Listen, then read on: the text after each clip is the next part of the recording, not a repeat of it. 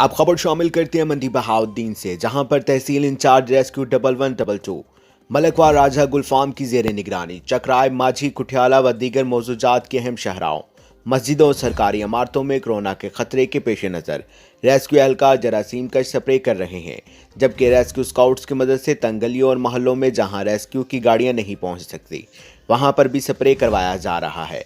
अहले इलाका ने रेस्क्यू की इस काविश को खराज तहसीन पेश किया, जो दिन रात मामूल की एमरजेंसी के साथ साथ कोरोना के बचाव के लिए भी स्प्रे कर रहे हैं।